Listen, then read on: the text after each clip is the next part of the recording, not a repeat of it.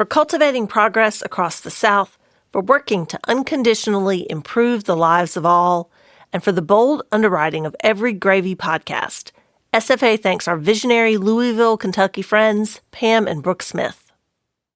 Today, Gravy is on the road to Florida's Forgotten Coast, a stretch of the old Florida panhandle, home to the Apalachicola Bay oyster. Every thinking eater ought to know the story of the Apalachicola Bay. That's why, over the years, SFA has conducted 2 immersive oral history projects, made a film, and greenlit the story you're about to hear, all based on one relatively tiny place.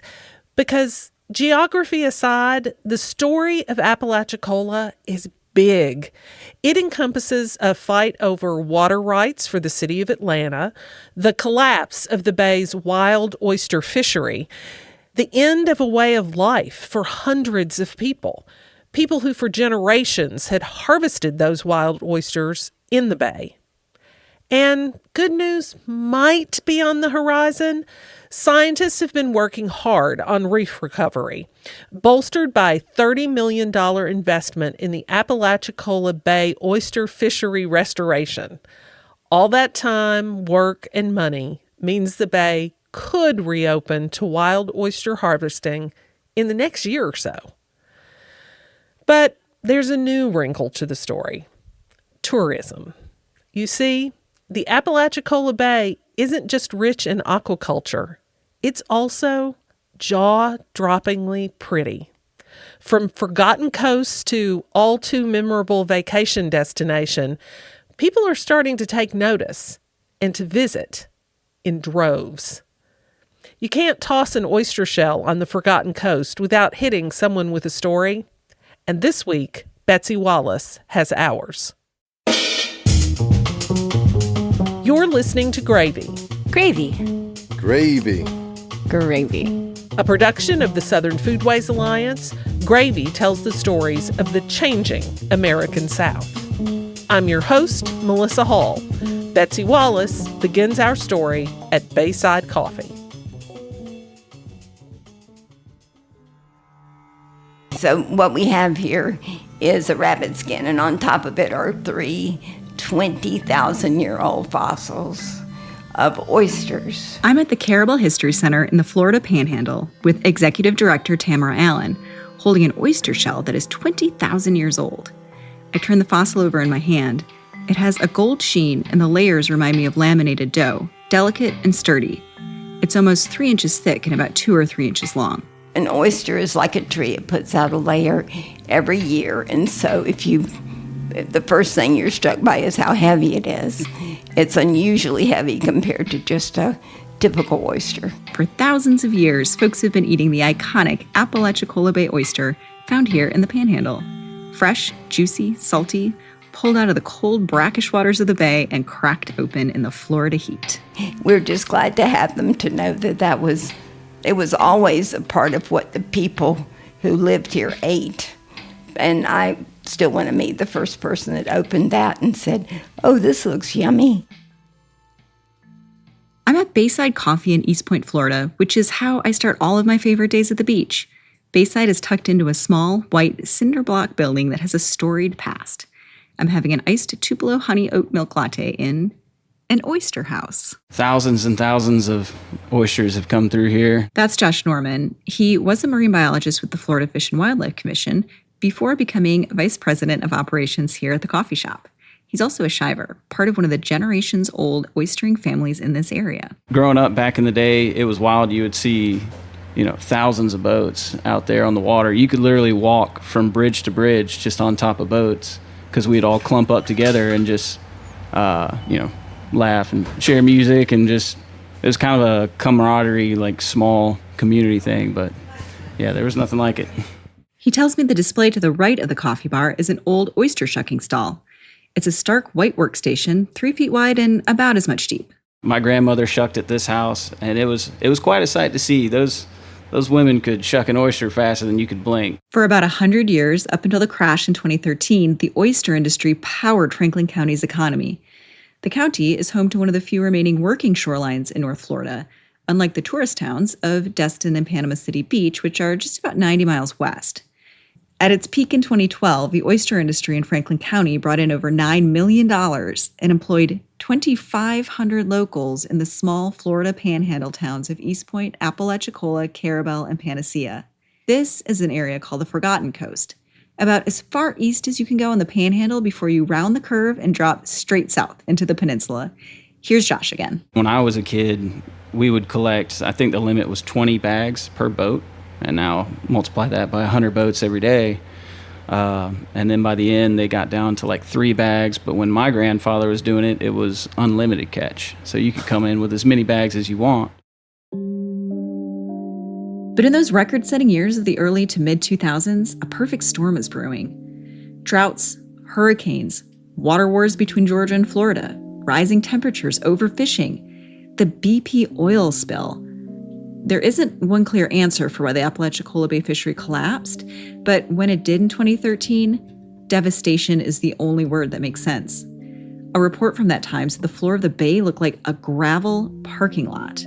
Josh shares what it was like to be working on the water after the oil spill. They got everyone to go out in the bay and just collect as much as they could because they were scared that oil was going to come in here and just totally kill the crop. The bay almost didn't stand a chance. A fishery disaster was declared by the federal government in 2013. When it was clear initial recovery efforts weren't working, the Florida Fish and Wildlife Commission closed the bay. They enacted a 5-year moratorium on wild harvesting of oysters in 2020. The bay, that for hundreds of years was full of oysters and oystermen, sat ominously empty. The oyster boats and a way of life were gone.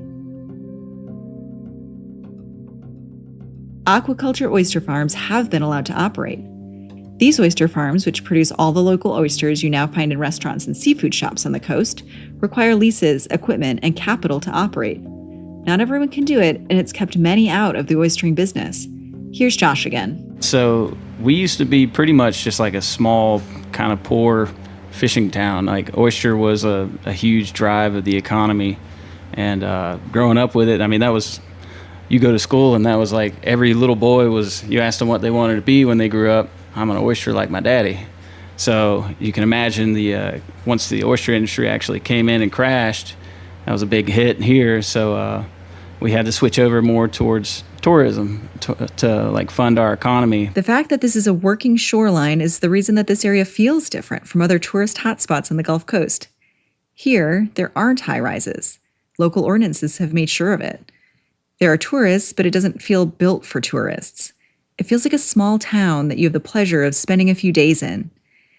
The shift that Josh describes toward a tourism-driven economy is changing that. Last year, a proposal for a large resort-style development on St. George Island was floated to the commissioners by a group including out-of-town developers.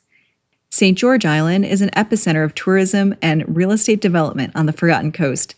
It's a 22-mile barrier island located directly across the bay from Eastpoint, accessible by a causeway bridge. The resort-style development is currently under consideration, and this is all happening on roughly the same timeline that the Florida Fish and Wildlife Commission will make a determination about reopening the bay, a decision they have to make before the end of 2025. As the stakeholders change, so do the stakes. So we're on the fast track of growth right now. There's a lot of big development that's being planned. They're trying to get 120 boat slip marina approved to be put in on St. George Island on the bay side. The Apalachicola Times reported on the proposed development, describing it as a multifaceted marina and resort. The most recent proposal, submitted in July of this year, includes a beachfront hotel, dozens of single-family homes, a pool, a beach club, a seasonal marina, and a dry stack marina, as well as a large restaurant and meeting room. Out-of-town engineers have partnered with local consultants on the proposal. Otis Amison, who sits on the community board of the Apalachicola Bay System Initiative, told the paper he's worried about the oysters, the environmental impact of the development, and the $30 million in tax dollars that have already been spent on restoration. The local community has voiced a steady and determined opposition to the development, arguing it threatens the bay restoration, the recovering seafood economy, and the community they love. Here's Josh. We're growing quick, which is a good and a bad thing. Being like from here, I love my small town vibe, but we do have some people that are coming in and moving here, and they want, you know, a Walmart right down the street or anything. They want to change it to be more convenient for them. Environmental organizations voice concerns about plans to fill in wetlands, the loss of salt marshes and seagrass, runoff, and increased sewage. The construction of a resort seems to be the last thing locals need or want around here. Yes, the resort would bring jobs, but building an economy that's increasingly concentrated in the tourist service industry doesn't line up with the values I heard expressed by many in the community. The Forgotten Coast is a vanishing glimpse of the Gulf's raw beauty before sky-high condos and mixed-use retail developments line nearly every beach. Twice this summer, I've had to slam on the brakes as a black bear crossed Highway 98. That's the meandering two-lane highway that hugs the coastline, with the dense green shrubbery of Tate's Hell State Forest on one side and the cool waters of the bay on the other. Mile after mile, that's all you will see. At the commissioner hearing, Island Charter Captain Krista Miller referenced the Forgotten Coast and the feeling of old Florida. She said, "We can't use taglines like the Florida you remember and then turn it into the Florida everybody wants to forget."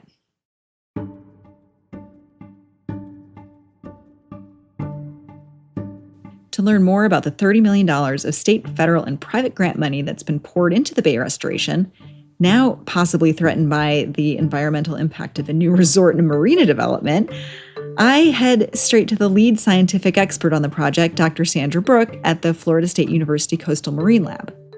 The Marine Lab buildings are parched, wind-blown yellow structures with industrial steel equipment, set against the lush greenery of the coastal pine forests.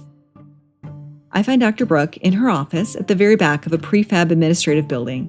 She tells me that oyster reef restoration efforts have been a trial and error process. So after the oyster population collapsed in 2013, a number of restoration projects were funded, and they didn't produce the results that that people wanted, as in the oysters did not come back. And so we received funding to try and determine why the oyster population crashed, why it wasn't recovering despite millions of dollars of investments, and what we could do to put it on a pathway to recovery. Dr. Brook's team got to work on the science of rebuilding the devastated oyster reefs, a cornerstone of the Bay restoration, and in turn, the restoration of the seafood economy in Franklin County. Okay, let's take a break for a quick oyster primer. Apalachicola Bay oysters are eastern oysters, and they prefer shallow water with a mix of salt and fresh water. They spawn or reproduce by releasing their eggs into the water columns. The fertilized larvae spend 2 weeks in the water column, swirling around the bay until they finally attach to a hard surface. These small, attached oysters are known as spat. The spat will grow to full market size in 1 to 2 years, and you need full-grown oysters, spat, and healthy reefs to make all of this work. If you look at a natural reef, it's got topography. It's a reef. It's got jaggedy bits on top. It's got structural complexity. So we tried to think about how to recreate what Mother Nature would have built that had been taken away. They tried different materials, including shells, small limestone, large limestone rock pieces, and cement, which is a locally available waste material. After years of failed experiments, there was finally hope. The large limestone was working, and so is the cement. Long story short, that large material seems to be outperforming the others. And so it seems like that approach seems to be bringing the oysters through. And the oysters in Appalachia can get to market size in less than a year. It's an extremely productive system. The reef structure recipe developed by the Florida state scientists was then adopted by the Florida Fish and Wildlife Commission for a larger scale, state-funded pilot project that began this spring. I asked Dr. Brook about the oyster farms in the Bay, which are producing the oysters we're eating while the natural reefs recover. Mostly I want to know if we can feel good about eating farmed oysters while the Bay recovers. It turns out that oyster farms don't have the pollution problems that some fish farms do. They're actually cleaning up the water, so yeah, you can feel good about farmed oysters. As we near the end of the 5-year moratorium, do we know if the Bay will reopen to wild harvesting in 2025? Who makes that call? Dr. Brook tells me it comes down to a combination of a few different factors. First, the Bay's productivity. The threshold for opening the fishery according to the statement that was made by FWC when they closed the fishery, the threshold is 400 bags an acre. So there are some places out there that have 400 bags an acre, or probably do, but it's not the entire bay. And then there's the question of enforcing limits, making sure people don't overharvest. So when they open the fishery, they have to be careful that they have management strategies in place that don't allow those oysters to be taken before FWC sort of realizes what's going on. Dr. Brooke is also the principal investigator of the Apalachicola Bay System Initiative, a group of stakeholders that has worked together to develop a management proposal for the bay. As we know, the seafood industry was the economic engine of the Forgotten Coast. This group's goal is for this to be true again by 2030. The plan was made available to the Florida Fish and Wildlife Commission. They are the ones who will make the final decision about opening the bay and its ongoing management before the moratorium expires in December of 2025. Dr. Brooke hopes they don't rush it. If you want to bring back an ecosystem, which is really the only way you'll have a sustainable fishery, you have to let the oysters do it. So, yes, it's going to take time. But, whether they'll give them time, I don't know. We know the oyster reefs are recovering, if slowly, and there's finally a glimmer of hope. With a potentially lucrative resort deal on the table, will the county commissioners continue to prioritize the health of the bay and rebuilding a robust local seafood economy?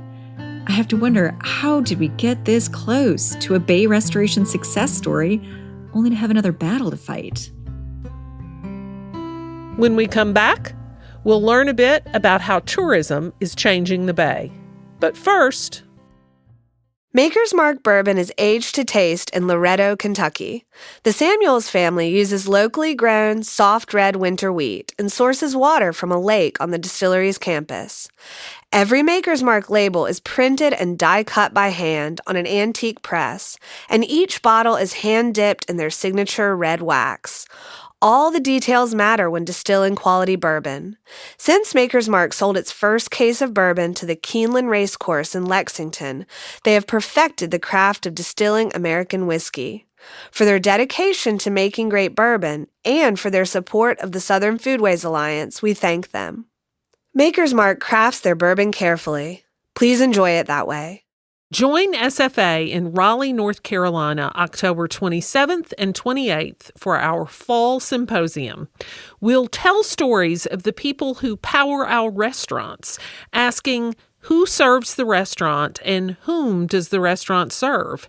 Visit us at southernfoodways.org to buy your tickets and to learn more about the symposium.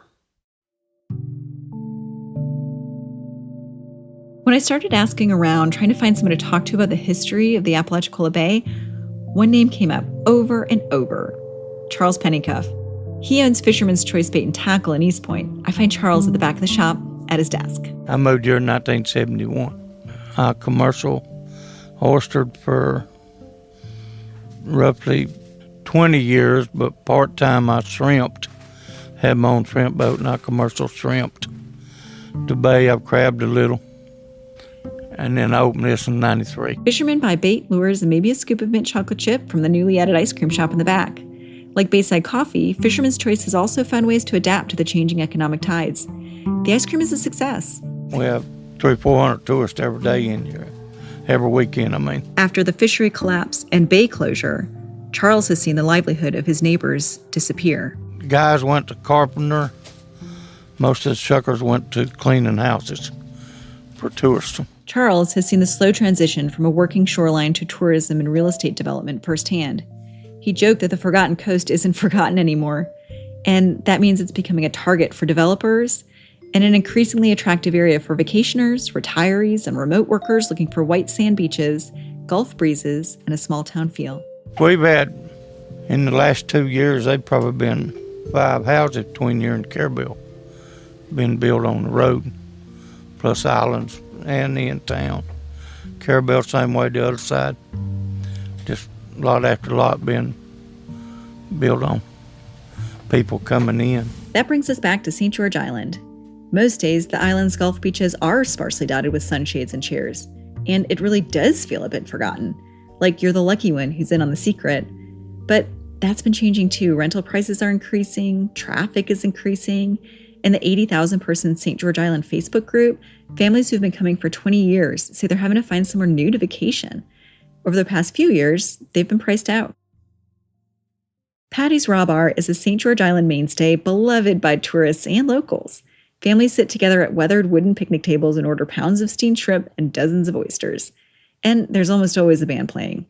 Patrick Sparks, who co-owns Patty's with his wife Jessica, tells me about his customers' appetite for oysters. During the high season, we average about 350 dozen a day. And then during this time of year, we run about, on average, a couple hundred dozen for lunchtime and dinner. Where are you getting your oysters from?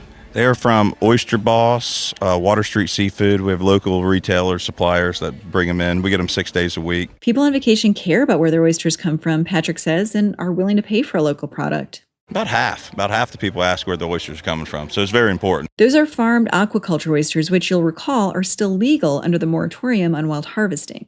Patrick tells me that with the bay closure, local oysters are more expensive than they used to be because farming oysters is more expensive to do. Xochitl Bavera is an oyster farmer and the founder and director of Near Futures Projects. She worked for 25 years as an activist and trained as a historian and a lawyer.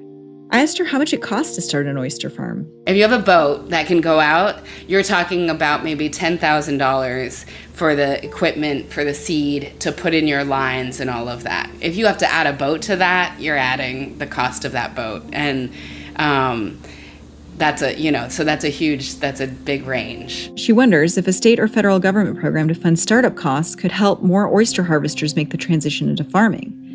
While there are 2 large locally owned farms, most leases are small and independently run by new oyster farmers or wild harvesters who have transitioned into farming.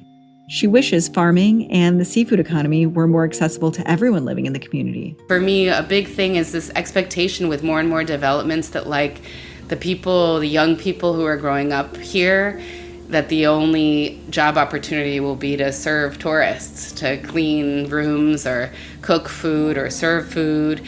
And really, there is this whole possibility of a seafood economy that even with the reefs struggling, we have this possibility in the bay that I get excited about. She talks about a seafood economy that is diverse and built in a way that doesn't exploit a single species or those working in the industry. There is so much fish, shrimp, oystering, shellfish. There is so much that is possible for a real local economy that could thrive, and where young people could be learning how to grow food and catch food as a viable means to make a living, and how noble is that and how dignified is that. For now, the farms are thriving, and oyster aquaculture is a rapidly growing industry in this area. The oyster farms are not close to popular swimming beaches, but tucked into the shallow waters of the historic working shoreline. Xochitl said she'd love to see responsible ecotourism develop around the oyster industry, and like Josh at Bayside and Charles at Fisherman's Choice, she's not opposed to tourism. But there is a matter of scale, size, and environmental impact. And there's also the matter of money. Is it staying in the local economy, funding infrastructure, schools, and improving the quality of life of residents? Or will it be sucked up and funneled out, benefiting a real estate investment group thousands of miles away? There's real hope for the oyster reefs and a wider recovery of the local seafood economy here on the Forgotten Coast. When I asked Xochitl if she thinks it feels like the situation is at a tipping point, she pauses. She doesn't believe in the inevitable. There are moments when you have to make a choice. I think we're at a crossroads between choosing those 2 different options. And I think the development one is the easier one. It's the most known. It's what Florida is known for. And I think there's a lot of feeling here in the Forgotten Coast that we can do different. We have held on to a different way of living for so long. And the seafood economy has been so important. After talking with folks in the community, one thing is clear. Apalachicola Bay and its oysters have a strong chorus of defenders. Folks who would like to see this stretch of the Gulf coastline, for the sake of a fragile but recovering ecosystem, to stay forgotten a little longer. Here's Xochitl. There was all of this concern for impact on the environment and impact on the reefs and impact on all the millions that have been spent. And like I said, the folks who've sacrificed for all these years to let these reefs recover to allow for some development that comes in and risks it all. I think there was a lot of unified opposition, and I was glad to hear it. Back at Patty's, I nudge a slippery fresh oyster out of its shell and onto a saltine. Add a squeeze of lemon, add red hot sauce, and top it with a dollop of horseradish. It's my favorite way to eat them, and a practice I learned 2 decades ago when I had my first Apalachicola oyster at Indian Pass Raw Bar. I hear Charles's voice in my head when I had asked him what an Apalachicola Bay oyster tastes like. He leaned back in his chair and smiled. The best in the world. Betsy Wallace produced and reported this episode. Betsy is a podcast producer and writer who splits her time between Atlanta and Carrabelle, Florida. She spiced things up as a contestant on the 15th season of the Food Network's Great Food Truck Race, bringing her love for food to the small screen. We thank Wendell Patrick for Gravy's theme music. We also owe a huge thank you to Clay Jones and Broadcast Studios in Oxford, Mississippi for recording and mixing Gravy. Managing editor for Gravy and all other SFA media is Sarah Camp-Milam. Olivia Terenzio is our podcast editor. Fact-checking comes courtesy of Heather Cole. Mary Beth Lassiter is our publisher. Visit us at southernfoodways.org to sign up for our weekly newsletter and take a deep dive into all of our work, including our Apalachicola Bay fieldwork. While you're there, become a member or make a donation. Your dollars fund our work and help us make more gravy. And if you enjoyed this episode, tell a friend. After all, there's plenty of gravy to go around.